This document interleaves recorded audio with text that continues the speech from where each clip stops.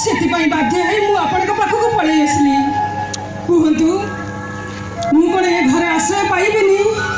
ବୋଉର ସ୍ୱୀକୃତି ପାଇବିନି? ଦେଖ, ଆମେ ତମ କଥା ବୁଝୁଛୁ ତମ କଥା, କିନ୍ତୁ ଆସାମୀ ନ ଆସିବା ପର୍ଯ୍ୟନ୍ତ ଏ ସମସ୍ୟାର ସମାଧାନ ତ ଆମେ କିଛି କରିପାରିବୁ। ତମେ ଗୋଟେ କାମ କର, ତମେ ଏବେଠୁ ଯାଅ। ତାହେଲେ ତ ମତେ କ'ଣ ଏଠୁ ଚାଲିଯିବାକୁ ହବ? ଆମେ ଆଉ କ'ଣଟା କରିପାରିବୁ? ନାଇଁ ଆମେ ଆଉ କ'ଣଟା କରିପାରିବୁ?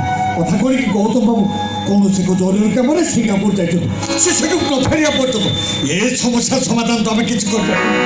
ତମେ ଏବେଠୁ ଯାଅ, ଗୌତମ ବାବୁ ଫେରିଲେ ତମେ ଏଠିକି ଆସିବ। ଯାଅ। ତାମାନେ ମୁଁ ଏଠୁ ଚାଲିଯିବି? ଦେଖୁନ, ଆମେ ଆଉ ତ କ'ଣଟା କରିବୁ କହୁନ? ନାଇଁ ଆମେ ଆଉ କ'ଣ କରିବୁ ତମେ କୁହ। ଆସାମୀ ନ ଆସିବା ପର୍ଯ୍ୟନ୍ତ ଏ ସମସ୍ୟାର ସମାଧାନ କ'ଣ ଆମେ କରିପାରିବୁ? ତମେ ଏବେଠୁ ଯାଅ, ଗୌତମ ବାବୁ ଫେରିଲେ ତମେ ଏଠିକି ଆସିବ। ଯାଅ। ଆପଣ କ'ଣ ଏଇଆ ଚାହୁଁଛନ୍ତି? ସେ କ'ଣ ଚାହିଁବେ? ନାଇଁ ସିଏ କ'ଣଟା ଚାହିଁବେ? ଆବେ ରହ। ପୁଅଟା ଯଦି କିଛି ସମସ୍ୟା କରିଛି ସେ ସମସ୍ୟାର ସମାଧାନ ମୁଁ କରିବିନି। ତମେ କ'ଣଟା କରିବ? ନାଇଁ ତମେ କ'ଣଟା କରିବ? ମୋ ନିଷ୍ପତ୍ତି, ଏ ଝିଅ ଏ ଘର ରହିବ। ଆପଣ ଖାଲି ଏତିକି ଅନୁମତି ଦିଅନ୍ତୁ।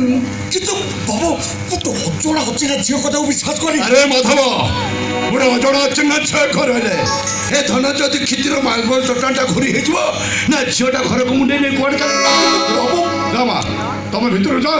ସେ ନନସେନ୍ସଟା ଆସିବା ପର୍ଯ୍ୟନ୍ତ ମୁଁ ଖାଲି ଅପେକ୍ଷା କରୁଛି। ମାଧବ, ଆରେ ଠିଆ ଲଗାଇକି ଯା ଭିତରକୁ ନେଇ ଯା, ଭିତରକୁ ନେଇ ଯା। ମୁଁ ହଁ ତୁ ଯା ଚାନ୍ସ କର, ନେଇ ଯା।